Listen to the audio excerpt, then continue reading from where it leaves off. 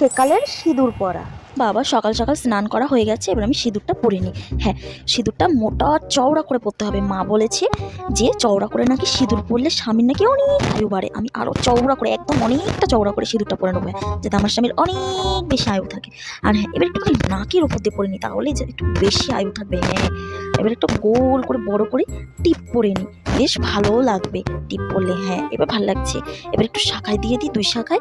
মা বলতো শাখায় দেওয়া নাকি স্বামীর মঙ্গল হয়। ঠাকুর স্বামীর মঙ্গল করো, ঠাকুর আমার স্বামীকে অনেক বড় হয় না। ঘুমটাটা দিকে আবার দেখে না নেয়, তাদের ঘুমটাটা দিয়ে রাখি, কেউ দেখলো না তো কি। এখনকার মডেলিং সিঁদুর পরা। বাপরে, সকাল সকাল কে যে স্নান করে কি জানি বাবা।